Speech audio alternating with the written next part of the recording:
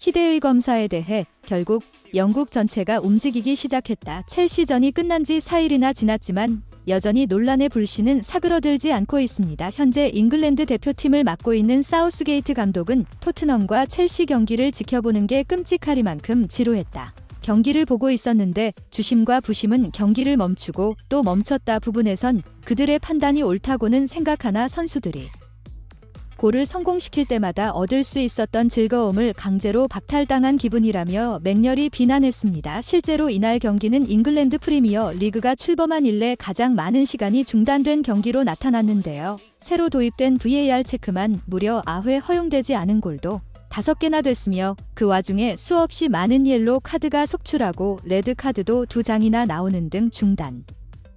시간이 도합 21분이 됐습니다. 영국 축구 전문가들 또한 이전에도 VAR 시스템이 경기장에 있는 팬들에게 부정적인 영향을 끼친다고 비판했었다. VAR 선호하지 않게 될지 모른다. 축구구를 잘하는 전문가와 팬들은 처음부터 VAR 도입에 반대했고 이번 경기가 그러한 주장을 뒷받침하게 될 역사적 사건으로 남을 수 있다며 목소리를 높였습니다. 생각보다 논란이 걷잡을 수없이 커지자 사무국은 손흥민의 골 취소 장면을 몇 번씩이나 반복해서 돌려보며 올리버 심판의 판정이 잘못되지 않았음을 증명하려 시도했는데요. 그런데 여기서 아주 이상한 점이 하나 발견되고 맙니다.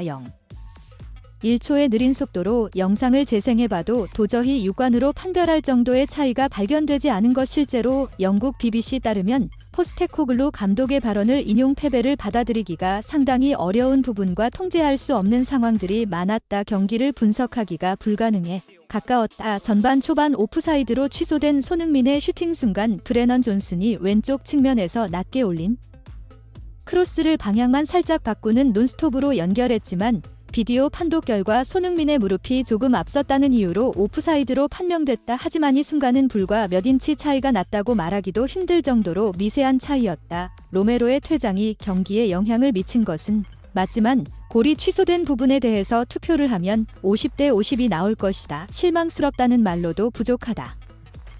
우리는 이후에도 여러 기회들을 박탈당했지만 그럼에도 끝까지 포기하지 않고 싸워준 선수들이 정말 자랑스럽다. 모든 일원들이 자신이 할 수 있는 최선으로 경기에 임했다는 점은 긍정적이라고 할 수 있다. 감독으로서 반드시 이 부분을 기억하겠다고 경기 소감을 전하기도 했습니다. 덧붙여 포스테코글루 감독은 선수 2명이 퇴장당하는 열세 속에서도 극단적인 수비 전술을 펼치지 않고 오히려 라인을 내리지 않고 공격적으로 맞선 것에 대해 우리는 핵심 수비가 퇴장당하는 상황에서도 몇 번이나 동점 골 기회를 가져갔다이는 손흥민이 아직 필드 위에 남아있었고 토트넘 선수들이 그를 잘 따르기 때문이었다. 다만 승리로 가기 위한 다리가 멀었을 뿐 수정 열세에도 경기력에 밀리지 않았다고 부연하기도 했는데요. 재밌는 건 어부지리로 승리를 거머쥔 첼시의 포체티노 감독도 비슷한 말을 했다는 사실. 3점차 승리로 경기 전 손흥민이 좋은 밤을 보내지 않아두면 한다는 그의 바람이 현실이 된 상황에서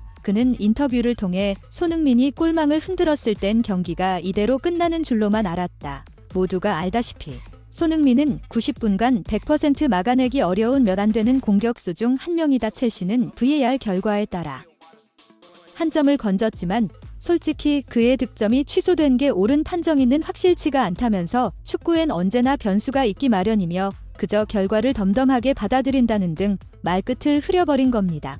그도 그럴 것이 토트넘의 주장 완장을 찬 손흥민은 살라와 함께 득점 공동 2위에 오르며 팀의 무패 행진을 견인 중인 반면 포체티노 감독은 올 시즌부터 첼시 지휘봉을 잡았지만 초반 경기에서 3승 3무 4패로 12위 안은 부진한 성적을 내고 있었습니다. 자신의 발언 한마디가 자칫 좋지 못한 결과를 가져오기도 한다면 안 그래도 첼시 보드진의 눈밖에 난 상황에 그의 입지가 더욱 좁아질 건 불보듯 뻔했던 상황이었는데요. 난처한 입장이었던 그는 찝찝함 속에서도 승리를 받아들이는 수밖에 없었지만 안도감도 잠시 앞선 EP 경기 중 발견된 치명적인 승부 조작 증거가 큰 화두가 되며 이번 토트넘과 첼시전에 대한 재조사도 피할 길이 없어 보입니다. 경기를 멈춰야 한다. 이 문장은 오프사이드 판정과 관련한 비디오 판독 50 논란이 벌어진 지난 리버풀과 토트넘 경기에서 심판진 사이에서 간 실제 음성대화 화목록 중 하나입니다. 영국 BBC 따르면 잉글랜드 프로 경기 심판기구인 PGMPL 측이 지난 리버풀과 토트넘전에서 오프사이드 판정 당시 주심과 VAR 심판이 나눈 대화의 기록 전체를 공개하며 리버풀은 전반 34분 살라의 팅크 패스를 디아스가 잡아 페널티 오른쪽 부근에서 득점에 성공했지만 부심의 오프사이드 깃발이 올라가 골이 취소됐다 득점. 직후 V 심판들은 공이 살라의 발을 떠난 시점부터 디아스의 위치와 토트넘 수비진의 위치에 일직선을 그어